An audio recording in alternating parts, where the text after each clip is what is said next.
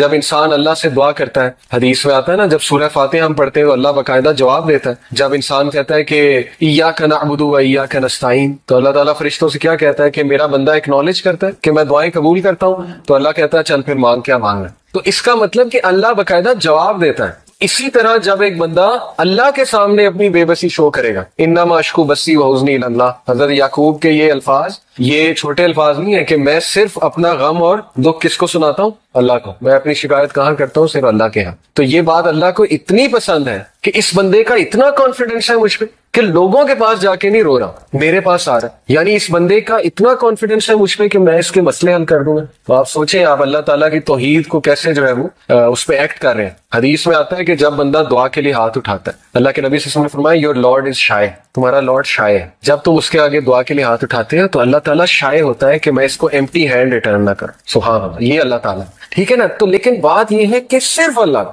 اس لیے آپ دیکھیں طائف کے واقعے پہ اللہ کے نبی نے کبھی واقعہ وہ نہیں سنایا، کبھی ایمپتھی لینے کی کوشش نہیں کی انسانوں سے کہ بہت بڑی زیادتی ہو گئی تھی، یہ ہو گیا وہ ہو گیا. نہیں، حضرت عائشہ کو بھی اسٹریٹ بس یہی سنایا تھا کہ ہاں تمہارے لوگوں نے مجھے اس دن بہت دکھ دیا تھا، بس دیٹس اٹ. اس کے علاوہ کوئی ڈیٹیل نہیں. وہ تو باقی ڈیٹیل تو ہمیں حضرت زید سے ملتی ہے نا، حضرت زید ان کے ساتھ تھے، حضرت زید بن حارثہ ان کے جو منہ بولے بیٹے تھے، وہ تو ان سے ملتی ہے نا. ٹھیک ہے نا. یا کسی اور نے اگر دیکھا ہو، وٹنس کیا ہو، تو ڈیٹیل اس سے آ رہی. تو ثابت یہ ہوتا ہے کہ مسلمان اسٹرانگ ہونا چاہیے، مسلمان کا سارا اعتقاد جو ہے وہ اللہ پر ہونا چاہیے. میں آپ کو ایک بات تجربے سے بتاتا ہوں، آپ لوگوں کے سامنے اپنی ویکنس شو کریں گے نا، رونا دھونا، ایک ٹائم آئے گا لوگ کہیں گے یار ایسے روندا رہتا، آپ کے بارے میں مشہور ہو جائے گا کہ یہ تو ہر وقت اس نے رونا ڈالا ہوتا ہے. تو پھر کیا فائدہ ہوا؟ ٹھیک ہے نا. ایک ٹائم تک لوگ ہیلپ کریں گے، اس کے بعد جو ہے وہ لوگ بھی تنگ آ جائیں گے. تو اس لیے اللہ کے سامنے پٹی جو ہے وہ اللہ کو شو کرے کہ اللہ مجھ پہ رحم کر، رب اغفر وارحم وانت خیر الراحمین. اور ایسے کانفیڈنس سے اللہ آپ کی پھر ایسی مدد کرے گا کہ آپ کا گمان، یہی اس آیت کا مطلب ہے وَمَن يَتَّقِ اللَّهَ يَجْعَل لَهُ مَخْرَجًا. جو کوئی اللہ کا تقوی اختیار کرتا ہے اللہ اسے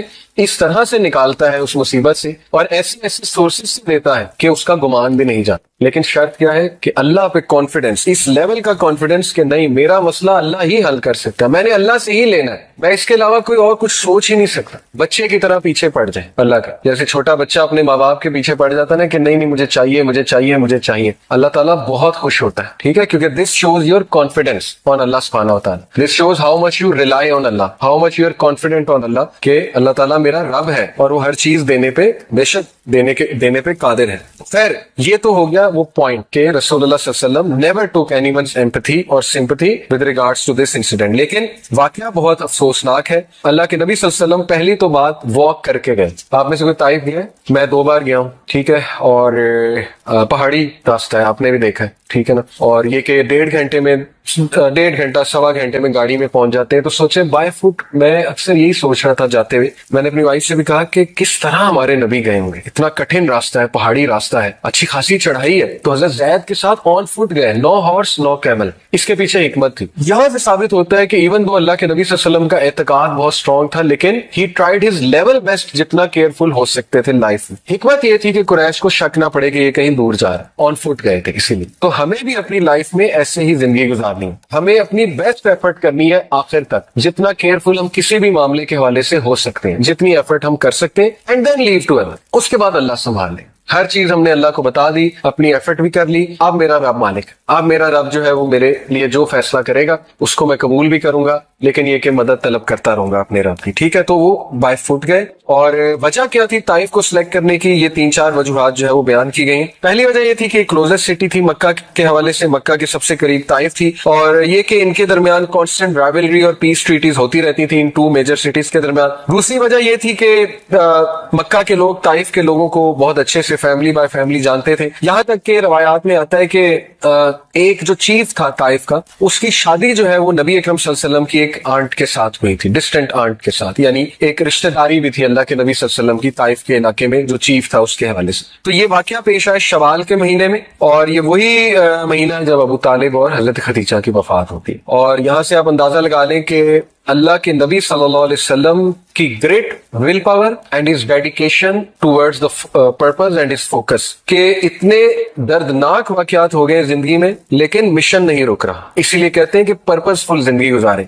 पर्पसफुल जिंदगी गुजारने का ये फायदा होता है कि जब तक आपका पर्पस जिंदा है आप मोटिवेशन से आगे बढ़ते रहते हैं। अल्लाह के नबी सल्लल्लाहु अलैहि वसल्लम अभी चंद डेज हुए हजरत खदीजा की वफात को और अबू तालिब की वफात, और उन्होंने कहा कि मिशन नहीं रुकना चाहिए, आगे चल। हम क्या करते हैं, जब हमारे साथ कोई हादसा पेश आता है तो हम बिल्कुल ठप हो जाते हैं और बिल्कुल जो है ना हम एनर्जी लूज कर देते। ऑल्दो ये बहुत मुश्किल है, आई टोटली अंडरस्टैंड एनर्जी के साथ चलना, लेकिन अल्लाह से एनर्जी मांगे कि अल्लाह मुझे खड़ा कर, मुझे हिम्मत दे। तो छोटी छोटी बातों पे हिम्मत नहीं हारनी चाहिए, ठीक है। ये मैं यूथ को कहता हूँ अक्सर कि अपने जरा स्ट्रांग बने, प्रिजर्वेंस लाए अपने अंदर, जरा ब्रेव बने। हम छोटे छोटे वाकयात पे ठप हो जाते हैं, रिजल्ट अच्छा नहीं आया उस पर ठप हो गए, नौकरी कहीं लगवाना चाहते थे वहां नहीं लगी उस पर ठप हो गए, वो पसंद था वहां शादी नहीं हो सकी उस पर ठप हो गए, ठीक है ना। ऐसे वाकयात में हम ठप होते, तो जरा स्ट्रांग बनना चाहिए इंसान को और अपने मिशन की तरफ जो है वो चलते जाना चाहिए और अल्लाह से सकत हासिल करनी चाहिए। तो रवायात में ये आता है कि अल्लाह के नबी सल्लल्लाहु अलैहि वसल्लम जो है उन्होंने ये जो 3 चीफ्स थे, Taif was being governed bye 3 chiefs, 3 chief थे ये ताइफ को रूल करते थे। तो उन तीनों चीफ जो है उन्होंने इंतहाई सार्केस्टिक और डिसरिस्पेक्टफुल आंसर्स किए रसूलुल्लाह सल्लल्लाहु अलैहि वसल्लम। आप सोचे हमारे नबी को ऐसे आंसर दिए जा रहे हैं,